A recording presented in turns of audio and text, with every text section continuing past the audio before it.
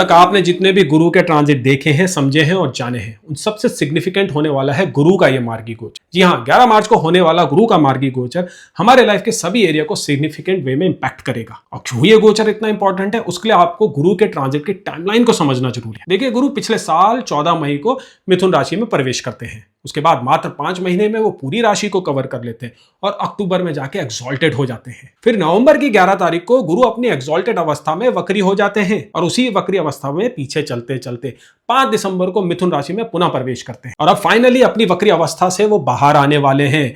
तो कितना complex transit रहा है ये अब तक गुरु का, और इसका प्रभाव आपने अपने ऊपर भी देखा होगा, अपने परिवारजनों के ऊपर भी देखा होगा और दुनिया में भी आप देख ही रहे हैं कि कितनी खलबली मची हुई है। अब गुरु के मार्गी होते ही हमें कुछ आराम पड़ेगा। जो काम अब तक अटके हुए थे वो पूर्ण होंगे, जो प्रोसेस पीछे क्रिएट हुआ था उसका हमें रिजल्ट मिलेगा, चीजें फाइनली शेप अप होने लगेंगी। और वैसे भी गुरु 2 जून को एक्सॉल्टेड होने जा रहे हैं, तो गुरु के एक्सॉलेशन का जो अच्छा प्रभाव हम लोगों के ऊपर होने वाला है उसके जो बीच है उसका जो आधार है इसी ड्यूरेशन में डलेगा। जी हाँ, मार्च 11 से लेके 2 जून का पीरियड काफी इंपॉर्टेंट है हम सभी के लिए, और आज के इस वीडियो में इन्हीं बातों को मैंने समझाया है, बतलाया है। तो तुला राशि वालों, तुला लगन वालों, कहने के लिए तो गुरु आपके लिए मोस्ट मैलेफिक प्लैनेट है, क्योंकि गुरु की रूलरशिप 3rd और 6th हाउस के ऊपर आती है। लेकिन ध्यान से अगर आप इनकी सिग्निफिकेशंस को देखेंगे तो आपको पता चलेगा कि ये दोनों हाउसेस हमारी ग्रोथ में सबसे इंपॉर्टेंट माने जाते हैं। ये दोनों ही उपाच्य हाउस है, जहां एक तरफ 3rd हाउस करेज को दिखाता है, हमारी एक्शन लेने की एबिलिटी को दिखाता है, शॉर्ट डिस्टेंस ट्रैवल को दिखाता है और हमारी विल पावर को दिखाता है। दूसरी तरफ 6th हाउस हमारे हेल्थ को कंट्रोल करता है, हमारे एनिमीज की सिग्निफिकेशंस को डिनोट करता है और हमारे कर्जों को भी वो दिखाता है। अब गुरु पिछले साल आपके 9th हाउस में वक्री हो गए थे। 9th हाउस हॉरोस्कोप का सबसे ऑस्पिशियस हाउस होता है। ये आपके फादर को डिनोट करता है, आपके सीनियर्स को भी दिखाता है, लॉन्ग डिस्टेंस ट्रैवल को दिखाता है, आपके रिलीजियस इंक्लिनेशंस को भी ये डिनोट करता है। गुरु की यहां से दृष्टि आपके असेंडेंट के ऊपर, 3rd हाउस के ऊपर और 5th हाउस के ऊपर पड़ रही है। और जब से गुरु वक्री हुए थे आपके 9th हाउस में, तब से करेज में कुछ कमी आ गई थी, प्रोक्रेस्टिनेशन आप ज्यादा करने लग गए थे, और सबसे इंपॉर्टेंट बात है वर्क स्पेस में कुछ एनिमीज बने थे। आपकी परफॉर्मेंस भी पहले से डाउन हो गई थी, आप अपना बेस्ट परफॉर्म नहीं कर पा रहे थे और एक प्रेशर सा आपके ऊपर बिल्डअप हो रहा था परफॉर्मेंस देने का। अब गुरु के मार्गी होते ही देखिए वो प्रेशर रिलीज होने वाला है, एक प्रोसेस स्टार्ट होने वाली है। ये प्रोसेस आपका कम्युनिकेशन अच्छा करेगी, आपकी परफॉर्मेंस बेटर करेगी और आपकी एनर्जी को एक नया लेवल भी देगी। गुरु देखिए एक डिवाइन प्लैनेट है और एक्सपेंशन का नेचुरल कारक है।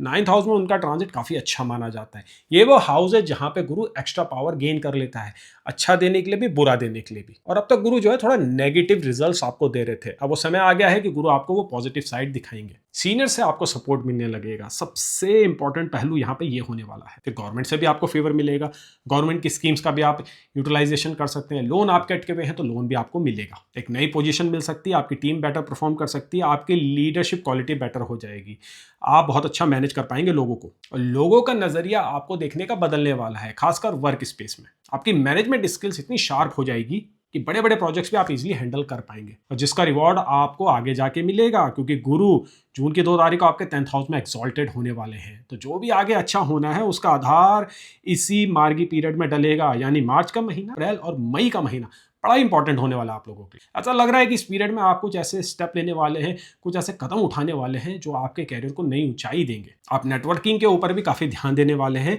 अपने कम्युनिकेशन के द्वारा बहुत अच्छे अच्छे बॉन्ड्स भी बनाने वाले हैं।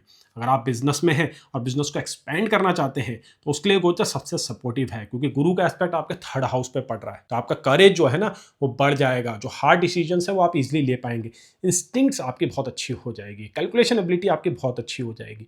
गुरु का एस्पेक्ट 5th हाउस में भी पड़ रहा है। 5th हाउस आपको स्पेकुलेशन की एबिलिटी देता है और गुरु का एस्पेक्ट 5th हाउस में काफी अच्छा माना गया है, इवन व्हेन जब गुरु आपके लिए मैलेफिक प्लैनेट होता है। तो गुरु के मार्गी होते ही आपके माइंड का जो स्कैनर है वो बहुत बेहतर तरीके से काम करेगा, नए नए आइडियाज आपके पास आएंगे, आपकी जो क्रिएटिव एबिलिटी है वो निखर के सामने आ जाएगी, क्योंकि गुरु आपके 3rd और 5th दोनों हाउसेस पे एस्पेक्ट कर रहा है। तो अगर आप सिंगिंग करते हैं, डांसिंग करते हैं या फिर अपने हाथों की स्किल्स का यूज करते हैं तो आपको महसूस होगा कि आपकी परफॉर्मेंस बेटर हो रही है। एक बहुत अच्छा सिंक्रोनाइजेशन बनने वाला है इस बार। आपकी माइंड, आपकी बॉडी और आपकी सोल टोटली अलाइन होने वाली है। बहुत ही ग्लोरियस ट्रांजिट है ये आप लोगों के लिए। 12 साल बाद फिर से आएगा तो टोटली इसको यूटिलाइज करना है। पहले से समझिए, अलाइन हो जाइए और प्लानिंग जरूर कीजिएगा। अब देखिए अगर रिलेशनशिप की बात की जाए, देखिए गुरु फीमेल्स के लिए नेचुरल कारक होता है हस्बैंड का। तो 9th हाउस में गुरु का मार्गी गोचर फीमेल नेटिव्स के लिए बड़ा इंपॉर्टेंट है। तो अगर आप अभी अनमैरिड हैं और एक पार्टनर की तलाश में, तो गुरु के मार्गी होते ही आपकी तलाश पूरी होने वाली है। और गुरु का जो एस्पेक्ट 5th हाउस में पड़ रहा है, 5th हाउस जो लव अफेयर को दिखाता है, इमोशंस को दिखाता है, वो रिपेयर करेगा आपकी लव स्टोरी को। या फिर आपकी लाइफ में एक नया पार्टनर लाएगा और एक बेहतर पार्टनर लेके आएगा। अगर आपकी महादशा और अंतरदशा 7th हाउस से कनेक्टेड है तो मैरिज के टोटल चांसेस बन रहे हैं। तो बहुत जल्दी ये कार्रवाई होने वाली है, क्योंकि गुरु जो है अतिचारी हो रखे हैं। तो गुरु अपने मार्गी मोशन में बड़े ही फास्ट मूव करने वाले हैं। तो जो पॉजिटिव रिजल्ट्स भी है ना, वो बड़े फास्ट तरीके से आने वाले हैं। एग्जिस्टिंग जो चैलेंजेस आपके रिलेशनशिप में चल रहे हैं, जो मिसकम्युनिकेशन के द्वारा हुए थे, वो भी ठीक होने लगेंगे। आप अपने पार्टनर के साथ बहुत अच्छे से कम्युनिकेट करने वाले, पार्टनर भी आपकी तरफ बहुत अच्छे से रिस्पॉन्स करेगा, जिसकी वजह से आपके मैरिज में बहुत अच्छी हार्मनी आएगी। घर का माहौल भी ठीक होने वाला है।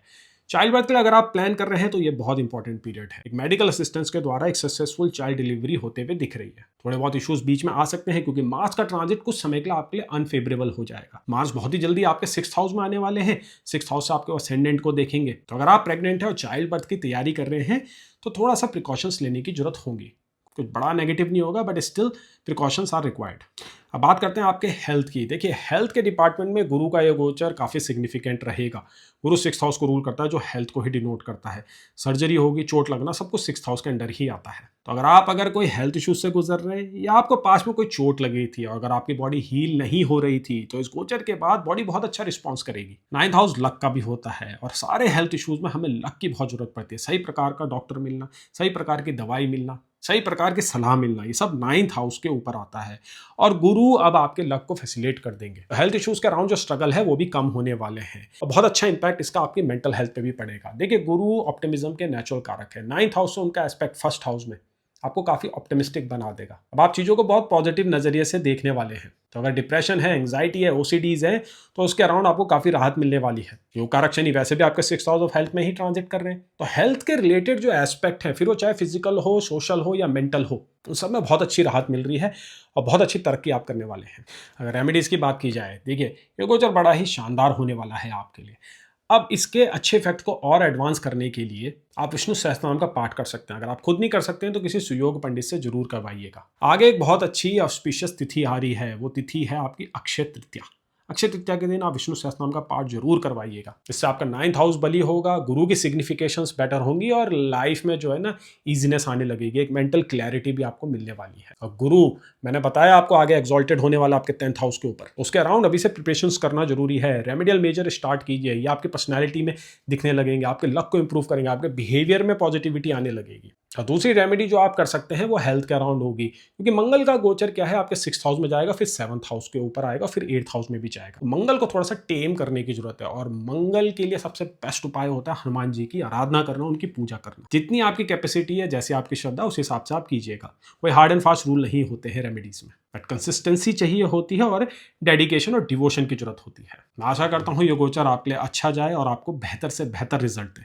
आपके कोई भी क्वेश्चन है, कोई भी आपके ऑब्जर्वेशन है, नीचे कमेंट सेक्शन में जरूर लिखिएगा। आपको कंसल्टेशन चाहिए तो आप मुझे व्हाट्सएप कर सकते हैं या ईमेल कर सकते हैं। अब आगे बढ़ते हैं, जानते हैं अगली राशि का हाल, जो कि है वृश्चिक राशि।